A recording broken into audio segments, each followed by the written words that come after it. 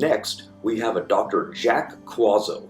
His studies on Neanderthal bones showed him clear evidence that Neanderthal were not only not a different species or subspecies of humans, but they were actually nothing different than early man who lived to very old ages, and some of them to extreme ages of what we would consider old today.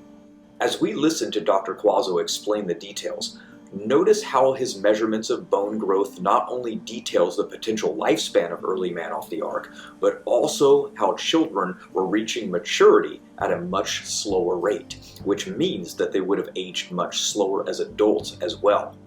His investigations and observations led to conclusions that caused the establishment to not only hide and destroy his discoveries and work, but made his very life in danger. His discoveries were not only that they were altering the data and rearranging the fossils to fit the evolutionary paradigm, but they were deliberately hiding the data from the public and lying about it. Let's listen to Dr. Jack Cuozzo as he takes us through this adventure.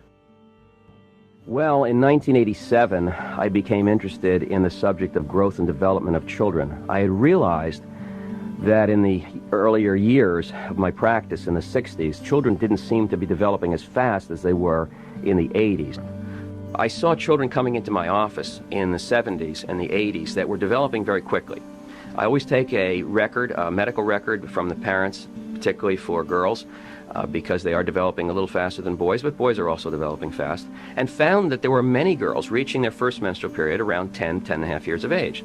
And that was in the 80s. Now, this wasn't so in the early 60s, and I realized that as late 70s and 80s went on, that children seemed just in my office to be developing quicker and quicker. Now, this is a problem for orthodontists, because you would like to treat a child in their maximum growth period. And if a girl has her menstrual period at 10, and then she finishes her active growth at, say, 12, you pretty much have an adult after that, and adult orthodontics is not as easy as children's orthodontics.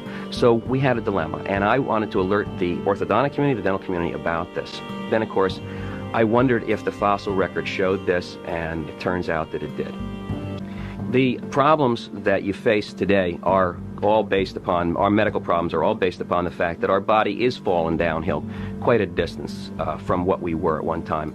Adam and Eve had the DNA, had the ability, had the cells to live past 900 years, and so did Methuselah and so forth, and we lost it pretty rapidly after the flood when men went from 600 down to 400. But to enumerate specifically, their teeth were better. They had what we would call taurodont molars. Taurodont means bull-like, which are much longer lasting molars, sort of like a radial tire compared to the old-fashioned tire. It's a modern type of tire, it can go 50,000 or so miles. The taurodont molar was a bull-like tooth. It could repair itself inside, and I believe outside as well. I believe they had a stronger saliva, which I document in the book, and I believe they had some sort of enamel repair based upon my calculations of enamel wear rates, which we don't have today. I think the baby molars also, which we know were taurodont, also lasted a long time. Now, why would baby molars have to last a long time unless they stayed in the mouth for many, many years? In ours today, most children lose their baby molars by the time they're 12 or 13 years of age. We have occasionally some that are retained when there's no permanent tooth under it, and they can go into the 20s. But Neanderthal child seemed to hold on to these baby teeth. It's called protracted eruption. Developed late, wore for a long time, and lost them in the late 20s and early 30s. And this is a fact that I've discovered. So therefore, we know the teeth are better. We know from our cave explorations, and I've done some of this myself, that when these early caves were discovered in France, some of them had crystalline white walls with beautiful paintings on these walls. Now, these were deep caves, and they were pitch black inside, very, very dark. And for these people, light meant fire, and fire usually always means smoke. Therefore, you have a wall that's painted with colors on a white background and no smoke. We must postulate that they had better eyes. Alexander Marshak from Harvard University wrote a whole book on the eyes of Upper Paleolithic man, not realizing that Upper Paleolithic, Middle Paleolithic, and Lower Paleolithic are probably all the very same time period. But he showed that there are microscopic carvings that we today cannot read without a very powerful magnifying glass or a microscope. When I became a Christian in 1975, I had this interest in the scriptures from the standpoint of speaking with Dr. Francis Schaeffer. He had explained that when man fell, everything around man fell, everything that man had dominion over fell at the same time, and mankind had been going through this progressive fall, as Paul describes in Romans. My initial response to that was we should be seeing it in humans. I immediately put two and two together. I was seeing it in my office. The fall, of course, meaning that children were maturing quicker and quicker. I looked in Genesis 11 and I saw the ages of the men in Genesis, that they aged quite rapidly compared, Genesis 11 compared to, say, the early chapters of Genesis before the flood. Then I said that I needed to do more work in anthropology. I had a lot of experience in graduate school on study of teeth and bones, and as a new Christian, I wanted to be able to investigate this subject on a deeper level. I was not always a creationist, and I started to put two and two together. It came up with some theories, not knowing how they would test out based upon my actual observing of these things. But then, of course, the fossil record provided the answers that I found and I put in this book. Neanderthals, as it turned out, have the largest number of fossils in the world. They're scattered around the world, and there are more Neanderthals than any other fossil. And just to make a quick note about this, fossils themselves should be fossilized, should have a certain percentage of the bone composed of stone minerals. And yet the Neanderthals that I observed, and X-rays, had very little fossilization in the bones at all, which means they weren't very old. What were your goals when you were doing these studies? Well, my goals were to determine the ages, the chronological ages of these individuals. There are dental ages, skeletal ages, and chronological ages, and that follows through for mankind at this point in time as well. And I had a feeling that there was some contradictory evidence in the fossil record because of the fact that Neanderthals had these very strange-looking heads, and they were far down the line from the early apes. And so there must have been some reason for this configuration or characters of the cranium of the Neanderthals. For instance, the large brow ridges, the very forward faces, the huge nasal and eye openings, the protrusion of the teeth, the flatness of the chins. All these things seem to have a reason, and as it turned out, some clues came from modern American research on aging in adults as to what these characters actually were.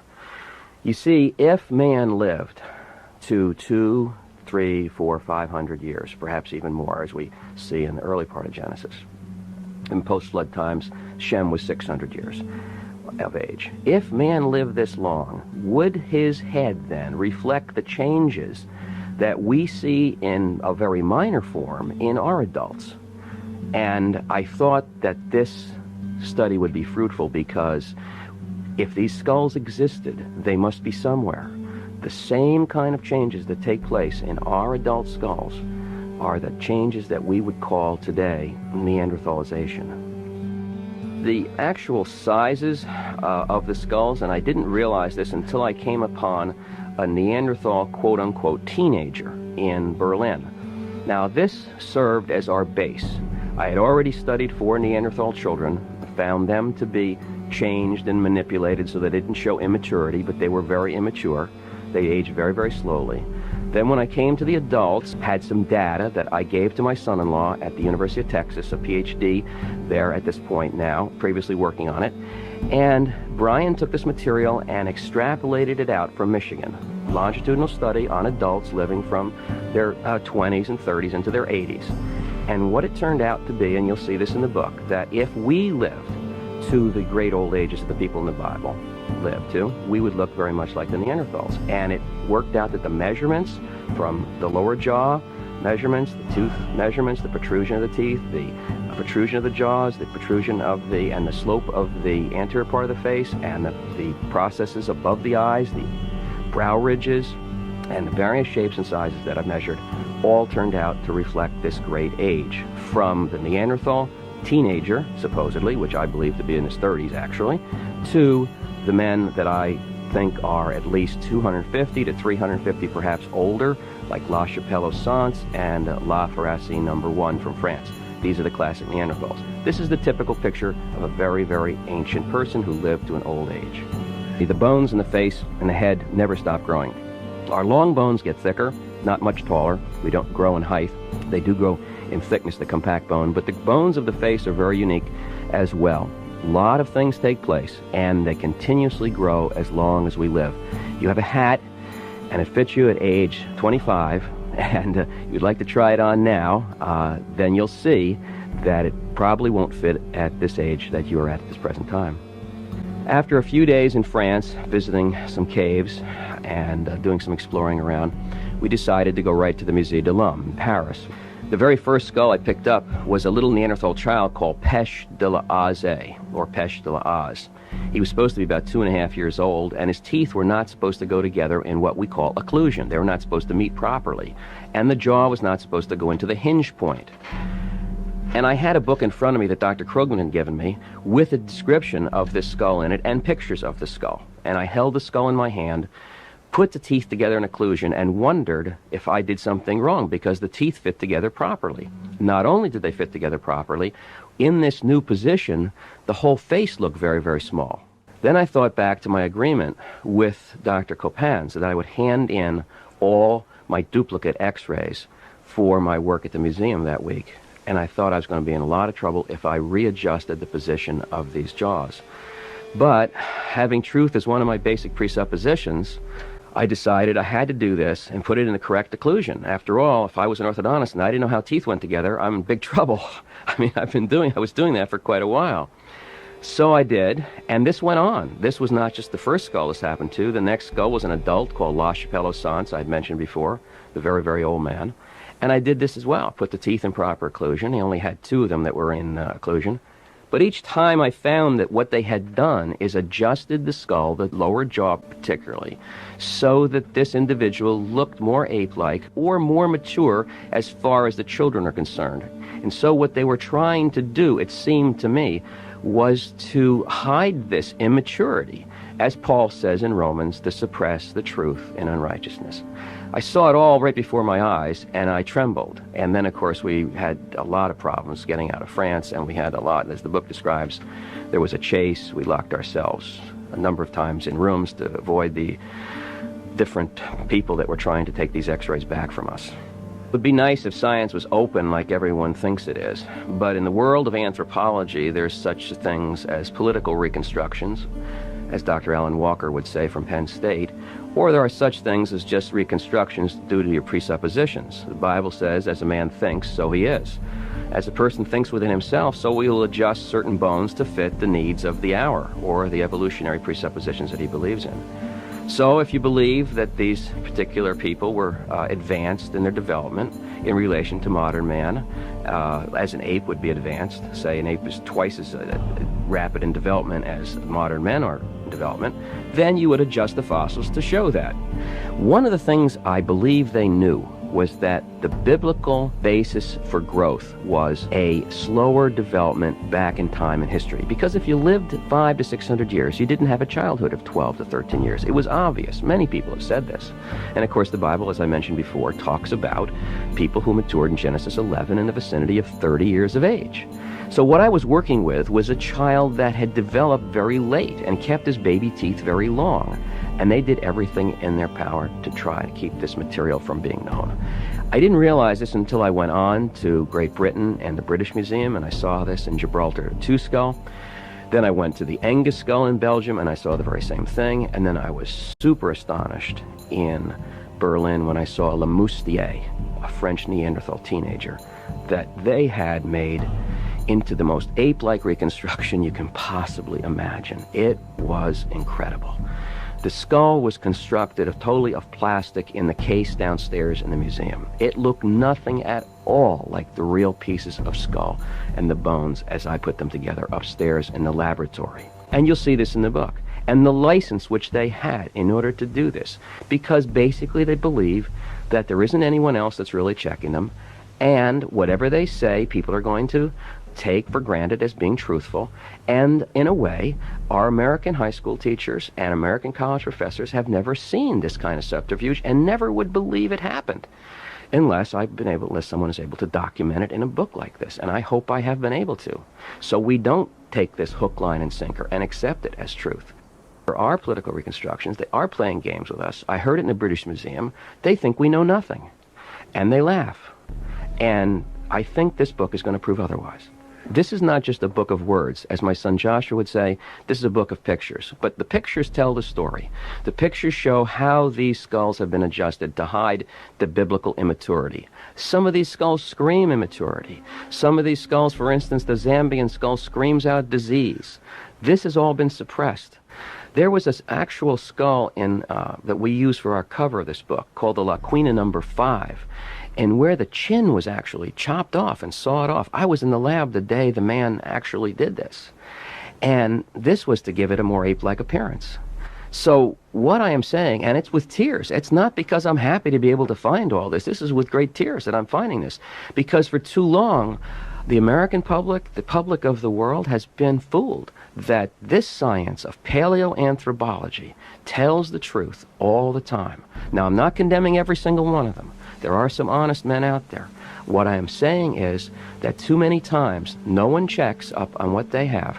And as I said before, as a man thinks, so he is. So they will adjust the fossils to their belief system that they hold inside their minds. They come into the laboratory with a preset notion of what these bones should look like. And then, of course, if they don't look like that, they'll adjust them in such a manner as they can within certain boundaries to be able to put them into that position. And I found this in 4 museums with the 4 Neanderthal children from Angus, Moustier, Pech de Oz, and Gibraltar too. And then with La Chapelle aux Saints, they adjusted the jaw so it didn't look basically the posterior position or the backward position. What that means is they made the Neanderthal children have larger faces because they contended that age for age Neanderthals should look larger for their size, for each of the size of their heads. And this makes each one of them look protruded or more ape-like and of course more mature. And that led to the problem of us never discovering, or anyone never knowing, that there was immaturity in the fossil record amongst Neanderthals. These were post-flood men who lived to long ages. Their heads became very strange looking. Their bones all started to distort. They had arthritis. They didn't have rickets or syphilis that has been reported, but they had basically the diseases that you receive when you live a long time, which is primarily arthritis. But their heads changed dramatically because all heads change as we age. And believe me, if you could have seen Noah at age 600 or 700, he would have looked exactly like a Neanderthal. And not only that, could they speak, they had all the necessary anatomy in order to speak and communicate properly and develop. And I think that basically their physical makeup of their bodies were far beyond what we would ever possibly think about today. They live these ages naturally. If we get to 100, we've done it because of antibiotics, we've done it because of modern medical and technology care. I can go back to a discovery in Griswold, Connecticut. There was a group of burials in a large sand pit in Griswold, Connecticut that was discovered. And in it, there was a particular coffin with brass tacks on it. There was no headstone on this individual coffin, near the coffin. And what he had was a little, I believe it was a boy, we're not 100% sure, was the words NB, the initials NB, age 13 on the coffin. When the Armed Forces Institute of Pathology decided to do a study on these children, and this is the only one they actually had a chronological date for, that he was that old, they took this material down to Washington, and it scared them to death, because when I went down there to look at it, little NB age 13, quote unquote around 16, late 16, early 1700s, turned out to be, by our modern dental standards, around 9.5 to 10 years of age. Meaning this, that a child of the 1700s did in 13 years what it takes our child today only 9.5 to 10 years to do. So that little child was slow developing, and he was early American history. Now, if we just extrapolate back into time and think about what perhaps Neanderthal, how they developed, and why they developed that way, it becomes a very biblical story. It fits right in with the scriptures. Man being created perfect, and then falling after the sin in the Garden of Eden, and then God saying, from dust you came, unto dust you shall return. And everyone started to die gradually, and each generation went downhill from that point on. And our systems became sort of inoperational. And as modern science came in and technology came in, we began to prop ourselves up again. And now we think we're doing something really great by living to 75 or 80 years of age. And where in reality, that's very much an artificial number. I was trained in the study of growth and development of bones of the face and the head. An orthodontist can do nothing with a child, or with an adult for that matter, unless he knows how the shape of the bones are going to affect his treatment. And is the bone itself going to help us as we go on in our treatment, or is it going to be fighting against us? We need to know that. So we need to be able to make predictions of growth in children. So our bony studies, anatomical studies in the physical anatomy of the skull and the face was very extensive, not only in dental school, but in graduate school of orthodontics. And then we use the cephalometric x-ray, which is an amazing tool. It takes the head of either a live person or a fossil and puts it in a standardized position. From that point, we can x-ray it, and we will get no distortions if it is adjusted properly in the cephalostat, which is the holder. Then we can compare it to modern standards, and that's exactly what I did. I just applied what I do in my office every day, and what every orthodontist does that's in the American Association of Orthodontists. They take children and x-ray them, and then apply standards to those children to see how they're growing. And I did this to the fossils. As a matter of fact, this very first little Neanderthal child that I studied turned out to be smaller than in his face, not in his cranium. There's two sections to the head. The face is one, and the cranium, the upper part of the head, is the other. Smaller in his face than even a modern 1-year-old. He was sort of about the size of a child in the uterus, his face was. Very, very, very tiny. I found out from that this child would have taken a lot longer to mature to a Neanderthal teenager than anyone would have ever thought, because of that tiny little face. Or he was the most rapidly developing child on the face of this earth. So there's either two choices. Either this child grew at rates beyond anything we know of, and beyond even the apes, which are 2 times as fast. These rates would have to be 4 or 5 times faster, perhaps even more, for this child to reach the teenage size. And then for the teenager, supposedly, which I've calculated to be around 30 years old, to grow into an adult, some of his measurements would have to go to 8 to 10 to 12 times faster than modern man just to get to that size. So we're at the point where we must say to the scientific world, either we're looking at the world's fastest growth rates, or a very, very long period of time in between these stages of development. What we have not had as a general knowledge in this country is the knowledge that we're going downhill. And that's what I want to provide, because it is the source of all mankind's problems. Paul outlines it very well in Romans. We're all suffering the slavery to decay. And it's a gradual process.